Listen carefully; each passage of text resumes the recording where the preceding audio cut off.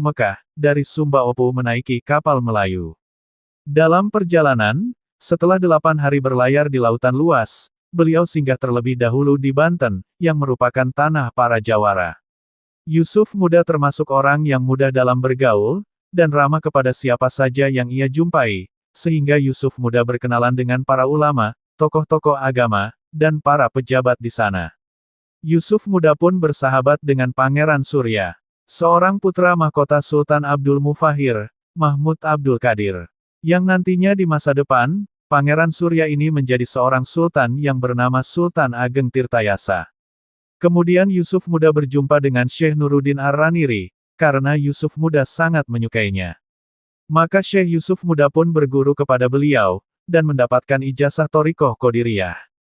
Dalam buku yang ditulis Syekh Yusuf, yang berjudul Risalah Safinatun Najah, menyatakan bahwa Tariqat Qadiriyah saya terima dari Syekh kami yang alim, arif, sempurna, dan menyatukan antara ilmu syariat dengan ilmu hakikat, penghulu kami Syekh Nuruddin Hasanji, bin Muhammad Hamid, Al-Quraisy Ar-Raniri.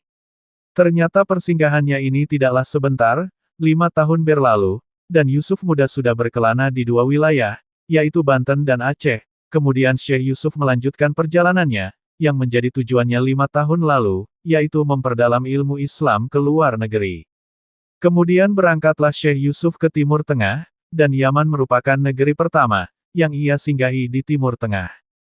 Di sana beliau berguru kepada Sayyid Syekh Abi Abdullah, Muhammad Abdul Baqi, bin Syekh Al-Kabir Mazjaji, Al-Yamani Zaidi Al-Naqsyabandi, sampai di mana Syekh Yusuf mendapat ijazah Tarekat Naqsyabandi.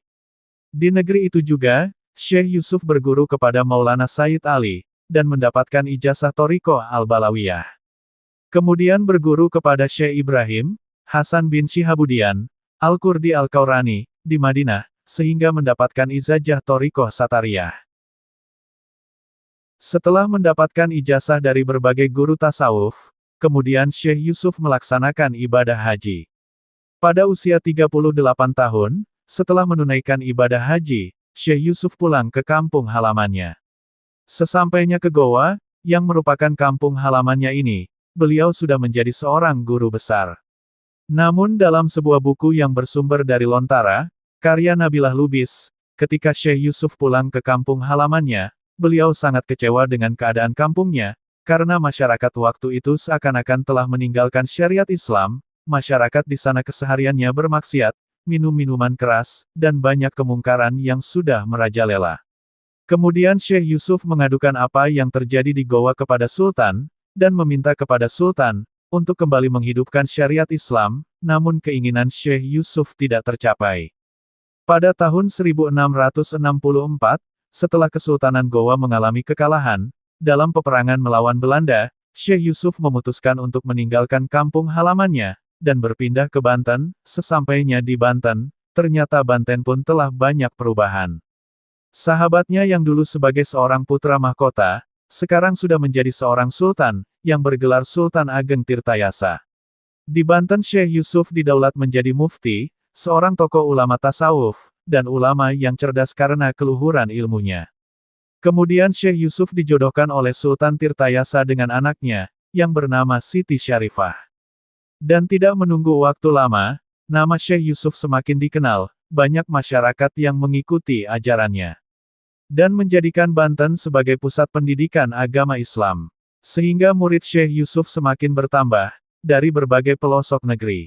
Ajaran Syekh Yusuf yang diberikan kepada para muridnya diantaranya, ilmu fikih, tasawuf, dan beliau pun mengajarkan ilmu bela diri, untuk menguatkan para muridnya, dalam melawan penjajah Belanda.